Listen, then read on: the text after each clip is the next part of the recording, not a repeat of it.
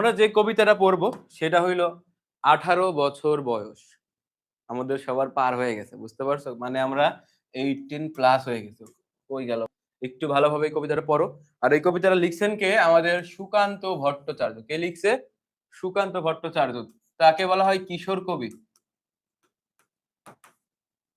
তাকে কি বলা হয়? কিশোর কবি।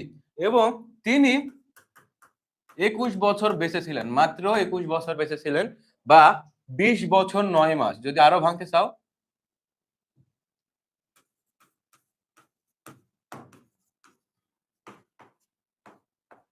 তিনি 20 বছর 9 মাস বা 21 বছর ধরা হয়। বুঝতে পারছো? তো এটা একটু মাথায় রাখো। তো আমরা এতটুকু তোমরা যদি করো তাহলে আমরা কবিতাটা একটু পড়বো। এই যে কবিতার মূল বিষয়বস্তুটা কি? 18 বছর বয়স কবিতার মূল বিষয়বস্তু হইল বয়ঃসন্ধিকালের বৈশিষ্ট্য।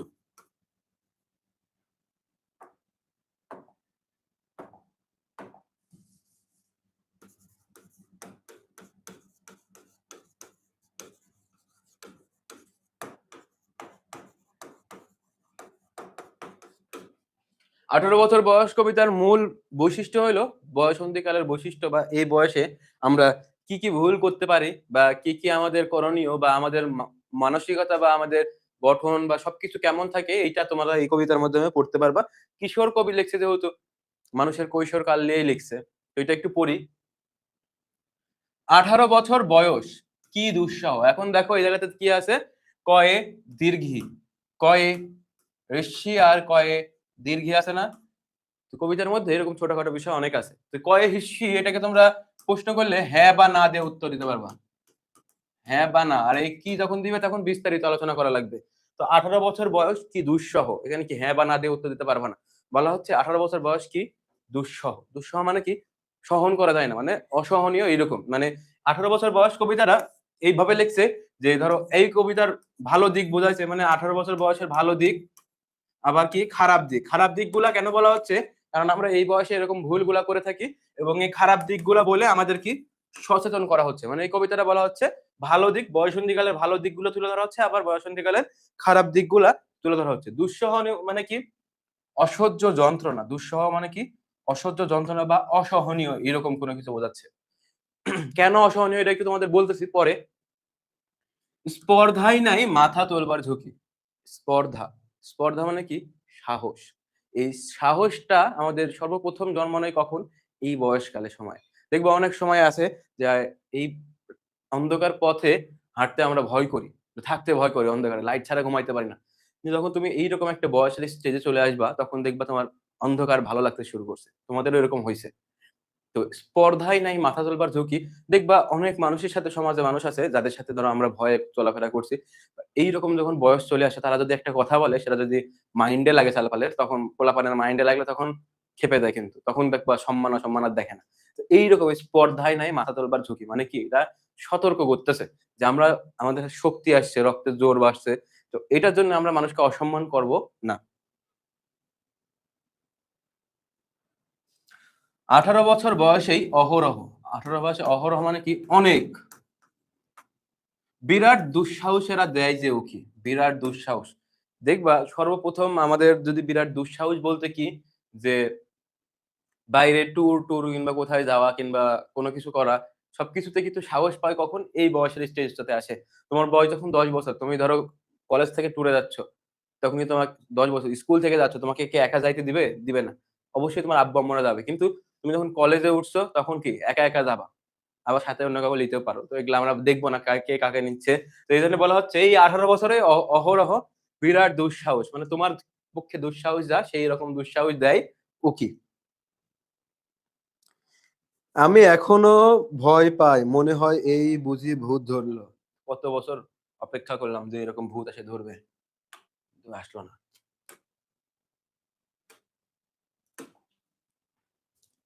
আলভি কই আজকে? আলভি আসে নাই ক্লাসে?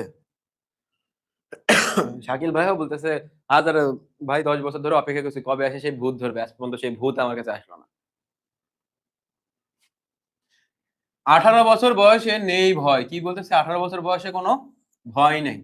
পদাঘাতে ভাঙতে চায় পাথর বাঁধা।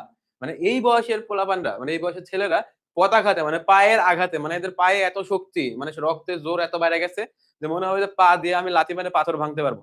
এটা বলা হচ্ছে কেন? কারণ এই বয়সে তারা অসাধ্য সাধন করে। যারা ভালো আছে তো তারা দেখবা যে জীবনে যারা ভালো কিছু হয় মানে কলেজ লাইফ থেকে বুয়েট মেডিকেল ভার্সিটিতে যারা চান্স পায় এই বয়সটাতে পায়। আর যারা পায় না তারা ধরো আলহামদুলিল্লাহ রাজমিস্ত্রির কাজে চলে যায়। মেয়েরা যাদের হয় তারা ধরো শ্বশুর বাড়িতে চলে যায়। এজন্য বলা হচ্ছে পদাঘাতে ভাঙতে চায় পাথর বাঁধা। এখন কেন ভাঙতে চায়? এই বয়সে মেয়েদের বিয়ে দিয়ে দিচ্ছে। সে ধরো বাপের বাড়িতে কোনোদিন আজকে একটা থাল অব্দি ধুয়ে খায় নাই। শ্বশুর বাড়িতে তো বিয়ে দিয়ে দিচ্ছে না। তাকে তো ধরো রান্না করে খাইতে হচ্ছে। হাত পোড়ায় রান্না করতে হচ্ছে। তো এইরকম পাথর বাঁধা তার কাছে কিন্তু এটা সবচেয়ে বড় কাজ ছিল বা বাধা ছিল। সে কিন্তু এই বয়সে সেটা অতিক্রম করল। এখন একটা ছেলে যে পড়াশোনা করছে আজ পর্যন্ত ধরো কোনোদিন মাঠের গলিতে যায় নাই। মানে কাজ করতে, ধান ক্ষেত বা এরকম। কোনদিন যায় নাই। পড়াশোনাতে ইয়ে করছে, হয়তো কাউকে ভালোবেসে ধরো পলায় চলে গেছে। সেই জায়গায় ধরো রাজমিস্ত্রির কাজ করছে বা গার্মেন্টস এ কাজ করছে বা মাঠে কাজ করতেছে। এইরকম অনেক বাধা তোমরা এই বয়সে পাও। এই বয়সে কেউ মাথা নোয়াবার নয়। 18 বছর বয়স জানে না কাদা। এই বয়সে কেউ মাথা নোয়াবার নয়। মানে কি বলা হচ্ছে? তোমাকে যদি কেউ হুমকি দেয় বা কোনো কিছুতে এই বয়সটা কিন্তু একটু সাহসিকতা চলে আসে মনের মধ্যে। এই বয়সে কেউ কারো সামনে কিন্তু মাথা নত করে না। কারণ কেন মাথা নত করব? কারণ আমার শরীরে তো রক্তের জোর অনেক বেশি। এইটা বলা হচ্ছে। 18 বছর বয়স জানে না কাদা। এই একটা বয়স চলে আসে যখন ছোটবেলাতে ধরো একটা ধরো কোনো কিছু দরকার, ঈদের জামা বাপে না কিনে দিলে কিংবা আম্মুক বলে যদি টাকা না দিত, তাহলে ধরো মাটিতে নাগিন ড্যান্সের মতো গড়াগড়ি করছে। কিন্তু এই যে এখন যখন তোমরা এই বয়সের স্টেজে চলে আসো, তখন কিন্তু তোমরা কান্না করা ভুলে যাও। যদি কান্না করো, ছেলে-মেয়ে সবার কথাই বলি, যদি কান্না করো তাইলে ধরো ঘরের কোণাতে কান্না করছো এভাবে যে তুমি কষ্ট পাইলে সেটা তুমি দেখতে পাবে না কেউ। এইরকম যে 18 বছর বয়স জানে না কাদা। মানে সে মানুষের চোখের আড়ালে চলে যায়। মানে কোন বিষয়ে যদি কষ্ট পাইলে আমরা ধরো আগে ধরো স্বীকার করতাম, বুঝতে পারতাম যে বাপ-মায়ের সামনে কাইদা দিছি এরকম বহুত কাহিনী আছে কোন কিছু না পাইলে। কিন্তু এই সময় যদি কারো থেকে কষ্ট পাই তাহলে কিন্তু সেটা আর প্রকাশ করি না আমরা। গোপনে রাখি। এবং যদি কান্নাও করি, কান্না করে ধরো চোখ মুখ ধুয়ে আবার হাসি মুখে কথা বলতে শিখে যাই এই বয়সটাতে।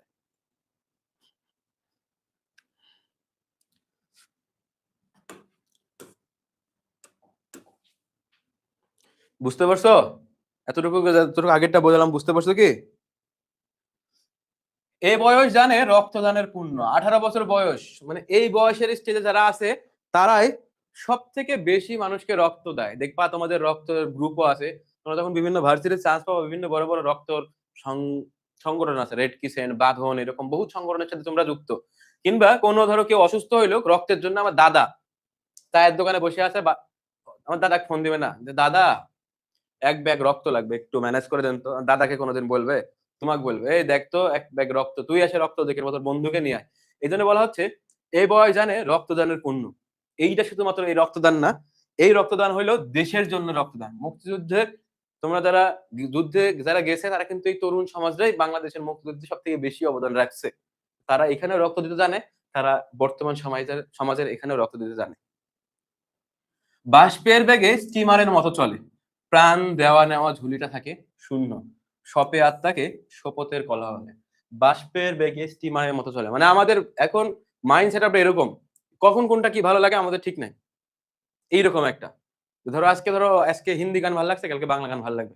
আরবি গান একটা শুনলাম কিচ্ছু বুঝতে পারছি না, এই গানও ভাল লাগছে। এরকম। মানে আমাদের মাইন্ড কোন সেটআপ থাকবে না এই সময়ে।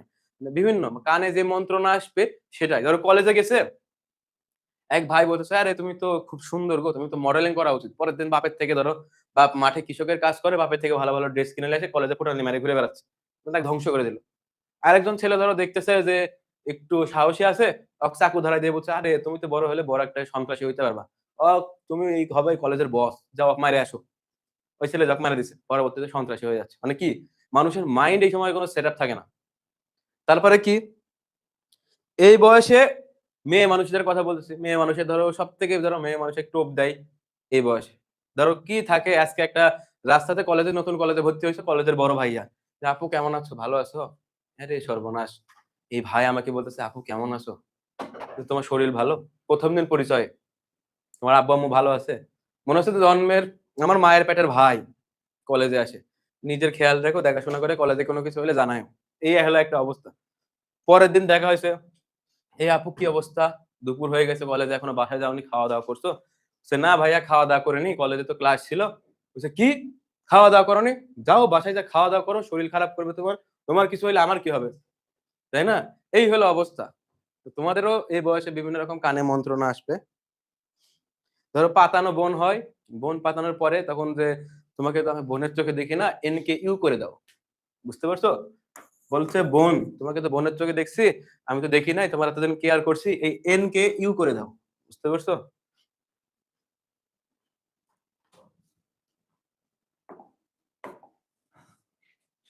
তো আমরা পরবর্তী দেখি, প্রাণ দেওয়া নেওয়া ঝুলিটা থাকে।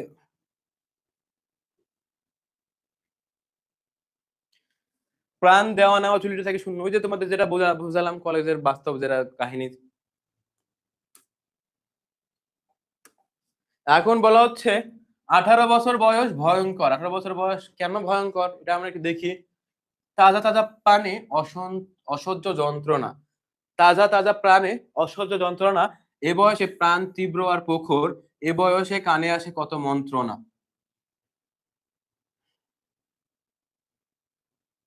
একজন বলছে ভাইয়া আপনি হাসি কিভাবে কন্ট্রোল করে থাকেন?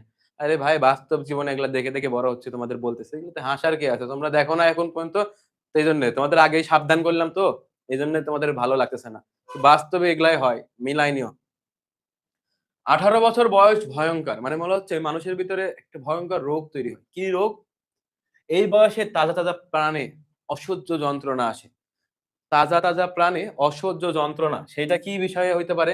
ধরো কোনো কিছু তোমার আগ্রহ, এখন হইতে পারে ধরো তোমাকে একটা মেয়েকে ভালো লাগে, তো সে তোমার সাথে কিছুদিন কথা বলছে, কথা বলার পরে সে ধরো চলে গেছে, এই ধরো ওর বাপের চাকরি হয়ে চলে গেছে। এই যে তুমি জীবনের প্রথম একটা কষ্ট পাইলা, এর আগে কোনোদিন বুঝো নাই তুমি ডিপ্রেশন কি, এর আগে বুঝো নাই তুমি যে ভিতরে কষ্ট লাগলে কেমন লাগে, এই দিন কোনোদিন তুমি বুঝতে পারো না এই কষ্ট, যে একজন দূরে থাকছে এটার জন্য যে কষ্ট লাগতেছে, এইটা তুমি এর আগে কোনোদিন বুঝো নাই। এইটা না হয় অনেক মানুষের, অনেক ছেলে মানুষের স্বপ্ন থাকে যে আমার বাইক পছন্দ, কিন্তু তুমি জন্মগ্রহণ করছো একজন গরিব কৃষকের ঘরে। তো তুমি রাস্তাতে বাইক দেখছো, শোরুমের মধ্যে বাইক সাজানো আছে, তখন তুমি বাইরে বের হয়ে আসে তখন তোমার যে নিজের কাছে নাই, এটা ভিতরে কিন্তু খুব কষ্ট অনুভব হবে। এই যে কষ্ট বলা হচ্ছে তাজা তাজা প্রাণে অসহ্য যন্ত্রণা। কি বলা হচ্ছে এই বয়সেই প্রাণ তীব্র আর প্রখর হয়। তীব্র আর প্রখর মানে কি, যে নিজের প্রতি নিজের একটা গুরুত্ব বাড়ে। যখন মানুষ কষ্ট পায় তখন কিন্তু মানুষ প্রখর হয়। মানে কষ্ট পাইতে পাইতে পাথর হয়ে যায়। অল্প শোকে কাতর, অধিক শোকে পাথর। কথায় আছে না? এ বয়সে কানে আসে কত মন্ত্রণা। মানে দেখবা বিভিন্ন মানুষের কথা আমাদের ভালো লাগে। এরে সর্বনাশ! এ তো মনে হয় দেবতা আমার জন্যে। এত সুন্দর, সুন্দর করে কথা বলতেছে, এক মানতে হবে। এইজন্য বলা হচ্ছে এরকম।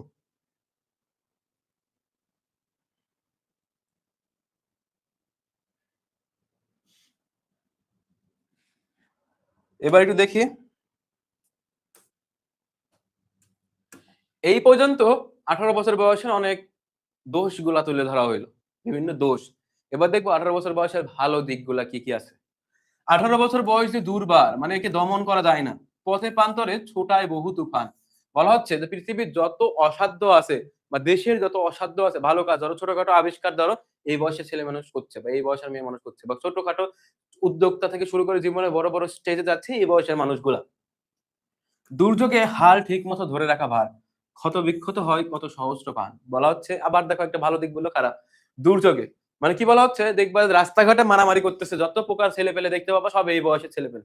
দেখবা না যে বয়স্ক মানুষ যারা লাঠি দিয়ে মারামারি করছে, "এই বুড়া তুই আমার সাথে এরকম করছিস" বলে এরকম মারামারি করবে না। একজন ধরো মারামারি রাস্তার মধ্যে ধরো মেয়ে মানুষ হলে মারামারি করবে ছেলেরা। তো এইরকম যারা দেখতেছো ক্ষত-বিক্ষত হয় সহস্র প্রাণ। মানে দেখবা বিভিন্ন জায়গাতে বাংলাদেশের এরকম যে এই বয়সের ছেলেপেলে ধরো এইরকম ঝামেলা নিয়ে বিভিন্ন জায়গাতে মারামারি করতেছে। এইজন্যে বলতেছে যে দুর্যোগে হাল ঠিকমতো ধরে রাখা ভার। মানে এই সময় রাগ কন্ট্রোল করা অনেক কঠিন। 18 বছর, হ্যাঁ? 18 বছর বয়সে আঘাত আসে। 18 বছর বয়সে কি আসে? আঘাত আসে। সেই আঘাতটা কি? যে আত্মিক আঘাত হইতে পারে। মানুষ কিন্তু এর আগে আঘাত কি বোঝে না। দেখবা যে এমন একটা সময় আসে যে পরিবারের কথা, যে তোমরা অ্যাডমিশন টাইমে আসো। তো এই সময় দেখবা যে বাপ-মা যখন বলবে এত বছর ধরে তোমাকে টাকা-পয়সা দিয়ে চালাচ্ছে। এই সময় এসে বলবে যে নিজে কিছু একটা করা উচিত। যখন তোমাকে বলবে নিজে কিছু একটা করা উচিত। এখন তো তুমি কি করতেছো? তোমাকে আর কতদিন ধরে টাকা দিব? তখন কিন্তু তুমি একটা বড় আঘাত পাবা। সেই আঘাতটা কিন্তু তোমার শরীরে কোনো জায়গাতে ক্ষত হিসাবে দেখতে পাবে না। কিন্তু এই ক্ষতটা দেখতে পাবে কি কোথায়? অন্তরের ক্ষত হিসাবে। তো তোমরা এই যে সময় সিরিয়াস না, পড়াশোনা করছো না, আর 30টা মানে আর 29 দিন সময় আছে গুচ্ছ পরীক্ষার। গুচ্ছ পরীক্ষার 29 দিন সময় আছে তোমাদের হাতে। এই যে তোমরা পড়াশোনা করছো না বা যা খুশি তাই করতেছো। তো এটা নিয়ে তোমাদের মধ্যে আমরা যা দেখবো, তো যদি পড়াশোনা না করো, এই যে আরেকটা স্টেজের পর বলবে, "কতবার দিব তোমাকে? তোমাকে তো এখন কিছু একটা করতে হবে।" তখন এই আঘাতটা, কষ্টটা কোথায়? হৃদয়ে, অন্তরে লাগবে। যে আসলেই তো আমার তো কিছু একটা করা উচিত। এই আঘাতটা এই তখন তুমি পাবা। যদি চান্স না পাও, মানুষের কথার যে কি আঘাত লাগবে, পিতা-মাতাকে যে কত কিছু সহ্য করা লাগবে, এটা একটু মাথায় রাখো। আর খুবই ভালো করে পড়ো। আর এখন যদি চান্স না পাও, মানুষের কথা শুনতে, শুনতে কিন্তু শেষ। একজন বলতেছে, "ভাইয়া ২২ দিন।" হ্যাঁ, যাই হোক ২৯ দিনও নাই। আমি তো তোমাদের মতো গুণে রাখি নাই। ২২ দিন।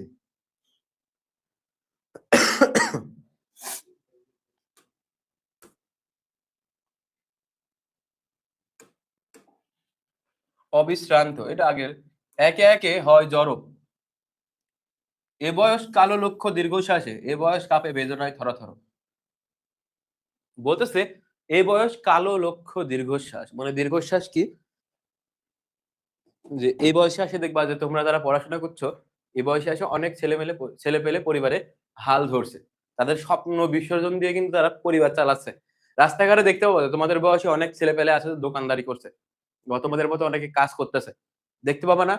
মেয়ে মানুষ তোমরা খুশি হচ্ছ, তোমাদের বয়সে অনেক মানুষ দেখবা যে বাড়িতে, মানুষের বাড়িতে কাজ করে। তাদের পরিবারে। তোমার জন্য অনেকের বিয়ে হয়ে গেছে এই সময়। বলতেছে তাদের কালো লক্ষ্য দীর্ঘশ্বাস। মানে তাদের জীবনটা কিন্তু তারা স্বপ্ন বিসর্জন দিয়েছে। তারা তোমাদের মতো মানুষকে দেখে আর বলে যে, "আমি যদি পড়াশোনা করতে পারতাম।" যেসব ছেলেগুলো রাস্তার পাশে দোকান দেয়, তুমি যখন একটা বাইক নিয়ে তাদের সামনে যাও, তখন ভাবে যে আমারও এরকম দিন আসতে পারত। কিন্তু আমি আমার পরিবারের দায়িত্ব। এজন্য বলা হচ্ছে, এ বয়স কালো লক্ষ্য দীর্ঘশ্বাসে। এ বয়স কাঁপে বেদনায় থরথর। বেদনা মানে কি? বেদনা মানে কি? অন্তরের আঘাত। বেদনা মানে কি? অন্তরের আঘাত। কেন তোমাদের বারবার বলা হচ্ছে, এ বয়সে অন্তরের আঘাত আসে? আর কিভাবে অন্তরে আঘাত আসে? সেটা তো তোমরা জানোই, বারবার বলে দেওয়া হচ্ছে না। কারণ এর আগেও বলছি। তো এইটার জন্য তোমাদের কিন্তু বারবার কি 18 বছর বয়সের যে মানুষ যে ধরনের ভুল করতে পারে বা যেসব কষ্টের সম্মুখীন হইতে পারে বা যা জীবনের সাথে ঘটতে পারে, সবকিছু কিন্তু এই কবিতায় একটা ভালো দিক বলা হচ্ছে, একটা খারাপ দিক বলা হচ্ছে।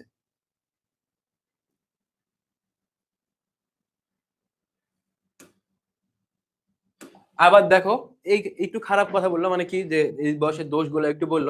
এবার আবার দেখো, তবু 18 শুনেছি জয়ধ্বনি। মানে কি? 18 বছর বয়সের মানুষের শুনেছি জয়ধ্বনি। দেখবা মিটিং এ মিছিলে মুক্তিযুদ্ধ সময় বা ভাষা আন্দোলনের সময়, রিসেন্ট হলো জুলাই আন্দোলন। তো এগুলাতেও কিন্তু ছাত্ররাই সবথেকে বেশি ভূমিকা পালন করছে। মানে পৃথিবীর, মানে বাংলাদেশের সব জায়গাতে কি এই তরুণ সমাজরাই বেশি ভূমিকা রাখে এবং তাদেরই জয়ধ্বনিতে দেশ মুখরিত হয়। এ বয়স বাসে দুর্যোগ আর ঝড়ে। বলা হচ্ছে দেশের যেকোনো দুর্যোগ, দুর্যোগ মানে কি? ঘূর্ণিঝড় এগুলা না। দেশের যেকোনো বিপদ, মানে এক দেশের সাথে আরেক দেশের ঝামেলা শুরু হইলো। এই বয়সের ছেলেরাই সবার আগে যায় দেশের বিপদে। এই যে জুলাই আন্দোলন হলো, কয়জন পরিবারের অভিভাবক নামছে? সবাই তো স্টুডেন্টরাই নামছে, তাই না? কলেজের স্টুডেন্ট, স্কুলের স্টুডেন্ট, ইউনিভার্সিটি লেভেলের স্টুডেন্টরা লিড দিছে এবং তাদের সাথে তারা একতা পোষণ করে যোগদান করছে। মানে কি বলতেছে? এ বয়স দুর্যোগে আর ঝড়ে আমাদের সাথে থাকে। বিপদের মুখে এই বয়স অগ্রণী। মানে সবার আগে বিপদে, দেশের বা যেকোনো বিপদে এই যে এই বয়সটাই অগ্রণী ভূমিকা পালন করে। এ বয়স তবু নতুন কিছু তো করে। বলতেছে আমাদের দেশে নতুন আবিষ্কার থেকে শুরু করে যা কিছু হয় বা ছোটখাটো দেখবা যে আবিষ্কার থেকে শুরু করে দেশের অসাধ্য সাধন করতেছে এই বয়সের মানুষেরা। এইগুলো একটু ভালো দিক প্রকাশ করছে।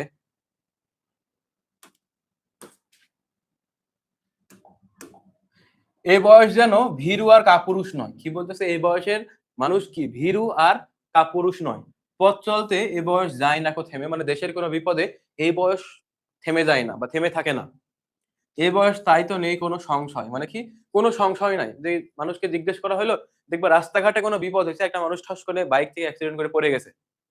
আর ১০ জন মানুষ যাক না যাক, তোমার আমার বয়সী যদি কেউ থাকে, তাহলে তার মনের মধ্যে এতটুকু সংশয় যে যাকবে না, তাকে তুলবো না আমি। দৌড়ায় যায় সবার আগে, কিন্তু এরাই সাহায্য করে মানুষের। এদেশের বুকে 18 আসুক নেমে। কি বলতেছে? এদেশের বুকে একবার করে 18 আসুক নেমে। কারণ এই 18 বছর বয়সে মানুষ অনেক কিছু শিখবে, মানুষ অনেক কিছু উপলব্ধি করবে, মানুষ অনেক কিছু সাহায্য করবে এবং মানুষ অনেক কিছু অর্জন করবে। তো এইজন্য বলা হচ্ছে এদেশের বুকে 18 আসুক নেমে। এটাই কবিতার শেষ।